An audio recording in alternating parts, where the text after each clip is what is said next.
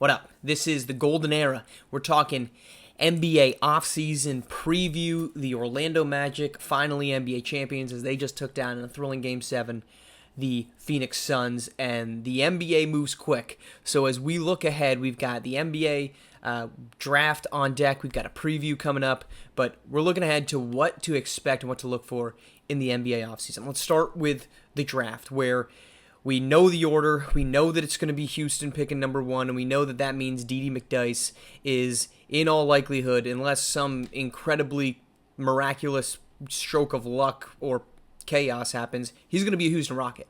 So what happens behind him? The 76ers currently sit with the number 2 pick, with the Pelicans, Grizzlies, and Pistons rounding out the top 5. The Clippers want to move up. The Clippers are going to do everything in their power to move up. We're going to talk about that in the draft preview, because at this point in time, they haven't made any deal, but they sit at 6, and they've been in hot pursuit of Jevon Boston. I don't see a scenario in which Jevon Boston falls out of the top 5 because one of those teams is going to say, screw it, we're going to take him and we're going to force him to sit for 4 years if that's what he really wants to do, play with us for 4 or 5th year, or we're just going to get massive draft capital and other assets from the Clippers. So that's what is to watch with the Clippers. Are they going to move up? Are they going to take Jevon Boston? What happens after that is a big question mark. This is a top 5 draft. We're going to dive into it, so I won't spend too much time on it here.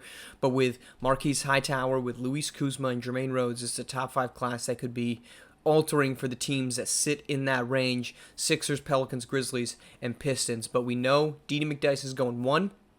What happens after that is going to be very interesting.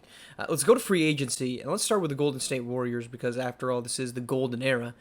What are they going to do? They need to add some veteranness to this team. They need to add some shooting to this team. They need to add some size to this team. They got beat up against the Los Angeles Lakers, which the irony of all this is pre their three-peat. That was what hurt this team, was they were undersized in the backcourt.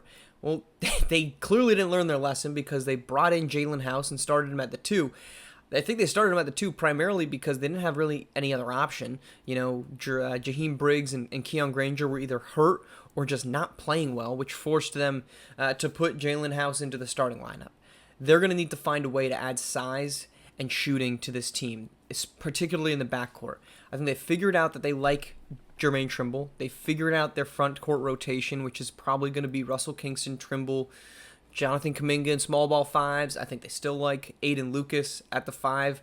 He is 7'8". He can't play major minutes, but Aiden Lucas is still somebody that they're going to be turning to. Aaron Triano probably has 1 more year left of proving it. I thought he was good this season for the Warriors, but I don't think he's the answer by any stretch, which means you need to figure out what sits behind Deontay Dixon, Jonathan Kuminga. Do you bring back Jaheim Briggs? Do you bring back Keon Granger? He's $12 million owed next season. I think this is a team that probably wants to stay as close to below the luxury tax as they can. They're not going to have much more time to do it, because you've got big money owed to both Kuminga and Javon Roll. This is a big offseason for them. I would expect them to target shooting, because that's what they lacked in their second unit. I would expect them to target some backcourt size. In the draft, they're sitting at 31. I've heard that they would like to move up. There's a number of guys in the mid to late teens, probably late teens, early 20s range that I think they'd be targeting. Dorian Knight is a name that I've heard linked to them quite extensively. He's in that range of the early 20s. I could see them trying to move up if he's falling late in the class. An Antoine Okoro, who's a really good athletic wing. He's not a great shooter right off the bat, but he's a name I would expect them to potentially be kicking around. Those are probably the big ones that this team is probably looking at. Logan Warwick is a really good shooter out of the University of Florida. I could see them targeting him, but they're probably going to want to try to retain as much draft capital as they can, partially because they have the Mavericks 2020 or 2036 first-round pick. That's a piece they don't want to move, because that's definitely, as this team looks forward, you've got Javon Rolls 31, Jonathan Kuminga's 32, 33 years old. The window's small for them to win a championship. It's not as open as it was 3 years ago when they started this run. They're going to need to start adding some capital to be next to the long term, next to Deontay Dixon, Jalen House, based off how he's played most recently. Free agency is going to be entertaining. Bit of a bury of the lead there, because the latest news, as announced by Anthony Nojic, is that Jalen Justice, who's entering the final year of his deal, does not intend to sign an extension this year with the Toronto Raptors, and fully intends to be a free agent next season. Now, he's not asked for a trade. That was made very clear. He's not asked for a trade, but he is very much interested in the next part of his career and being a free agent and having a choice in that. Why is that big? Because Ezekiel Morrow is a free agent for the Raptors as well. He's one of the, I would say there's 4 massive free agents. It's Morrow, it's Savion White, it's Louis Morgan, and it's Malik Hightower. Hightower, I think, was a bit of a scapegoat for the Phoenix Suns, so I'd be interested to see if he's somebody that returns to Phoenix. They just gave up a lot of draft pieces to go, so they're obviously going to be aggressive in retaining him. Savion White is all but gone from Portland. I can't see a scenario in which he returns there. It just wouldn't make sense. That team has not been competitive enough for a guy of his stature, all-star, all-NBA caliber wing. The big thing on White is he's been heavily linked to Brighton Reed. Brighton Reed in Brooklyn, of course, that means Louis Morgan is an unrestricted free agent out of Brooklyn. So for the Nets, are you going to try to go after Savion White? Is Louis Morgan going to be a guy that you're willing to part with? He's been a very big part of this offseason. So what's the musical chairs look like? Does Brighton Reed ask for a trade? Does him and Savion White try to find a place to pair up together?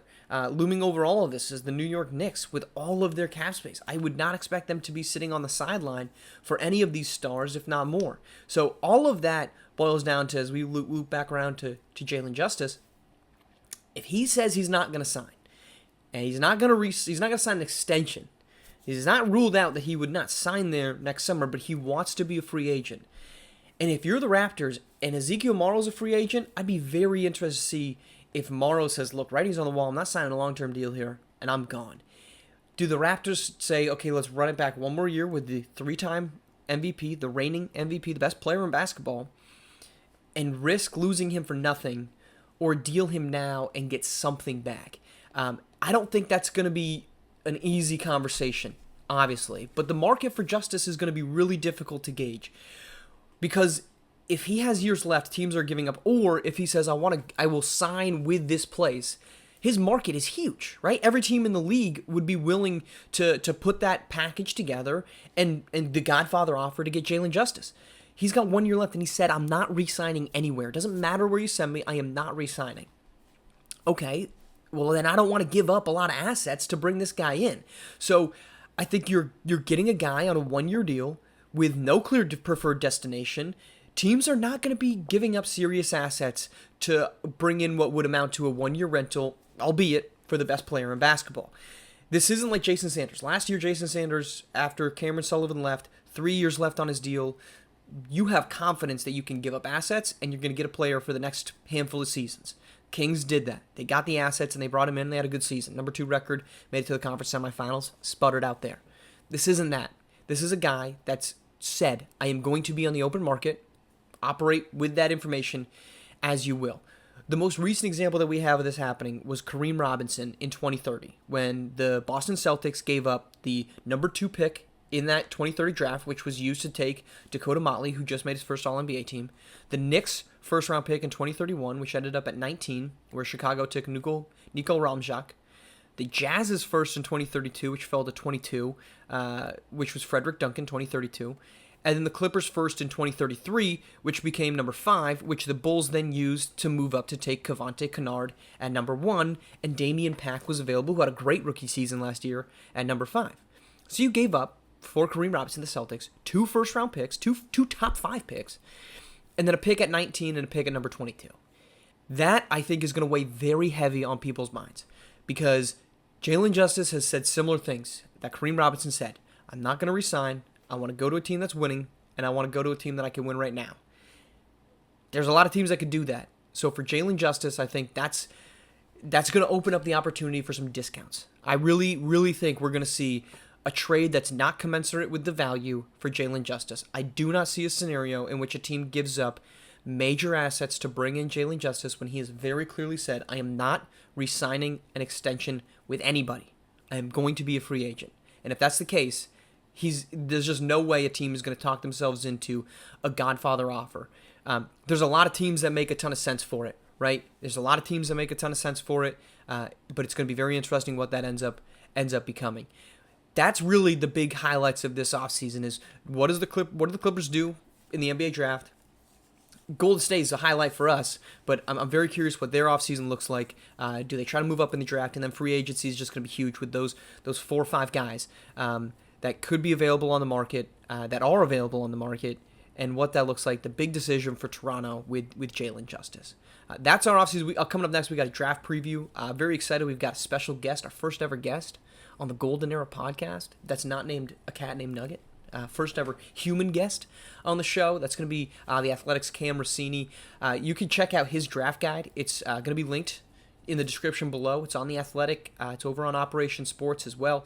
Make sure you check that out. It's got a lot of great information about all of these draft pieces because it's a big one. I think this is a league-changing draft. It's a little bit better than last year's, in my opinion, in terms of the star power at the top, but it's going to be a big one. Particularly because we're getting DeeDee McDyess, the best point guard since Jalen Justice, to enter the NBA. And, of course, then we get the Jalen Justice drama that will ensue and the decision that the Toronto Raptors have to make. Thanks for tuning in. Appreciate you. You know, got to make sure to do nothing. Appreciate you liking, commenting, subscribing. Get on in here. We're having a good time. Off season coming up next is our draft preview. Thanks again. Talk to you then.